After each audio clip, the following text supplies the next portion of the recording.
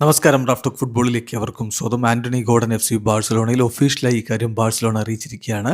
അടുത്ത 5 സീസണിലേക്ക്, അതായത് 2031 വരെ താരം ബാഴ്സലോണയിൽ ഉണ്ടാവും. ബാഴ്സയുടെ ഒഫീഷ്യൽ സ്റ്റേറ്റ്മെൻറ്റിൽ പറയുന്നത് ഇങ്ങനെയാണ്: the English winger signs until 2031 after making an impact in European football during his time at Newcastle United.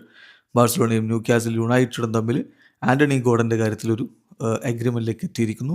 അദ്ദേഹം അടുത്ത 5 വർഷക്കാലത്തേക്ക് ബാഴ്സലോണയുടെ താരമായിരിക്കും എന്ന് ഒഫീഷ്യലി ബാഴ്സലോണ അറിയിക്കുന്നു. കഴിഞ്ഞ ദിവസങ്ങളിൽ തന്നെ ഇതിൻ്റെ നീക്കങ്ങളെക്കുറിച്ചുള്ള വാർത്തകളെല്ലാം നമ്മൾ നിങ്ങളിലേക്ക് എത്തിച്ചിരുന്നതാണ്. ഇപ്പോൾ ആന്റണി ഗോർഡൻ്റെ ആദ്യ പ്രതികരണം വന്നിരിക്കുന്നു. ഇത്തിരി ഓവറല്ലേ, അവിശ്വസനീയമല്ലെന്ന് തോന്നും. കാരണം 3-ാം വയസ്സ് മുതൽ ബാഴ്സയ്ക്ക് വേണ്ടി കളിക്കാൻ ആഗ്രഹിച്ചു എന്നും കുട്ടിയായിരുന്നപ്പോൾ തന്നെ ബാഴ്സയ്ക്ക് വേണ്ടി കളിക്കാൻ വേണ്ടി സ്പാനിഷ് പഠിച്ചെന്നുമൊക്കെയാണ് ആൾ പറയുന്നത്.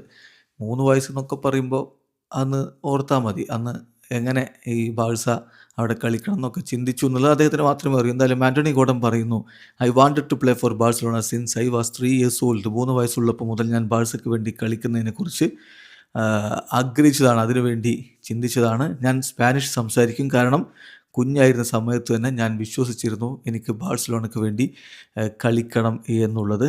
ന്യൂ കാസിൽ എനിക്കൊരു ഫിസിയോ ഉണ്ടായിരുന്നു, അദ്ദേഹം സ്പാനിഷ് സംസാരിക്കും. ഞങ്ങൾ എല്ലാ ദിവസവും സ്പാനിഷിലാണ് പരസ്പരം ആശയവിനിമയം നടത്തിയിരുന്നത്. ഞാൻ അദ്ദേഹത്തോട് പറഞ്ഞിരുന്നു ഒരു ദിവസം ഞാൻ ബാഴ്സലോണയ്ക്ക് വേണ്ടി കളിക്കുമെന്ന്.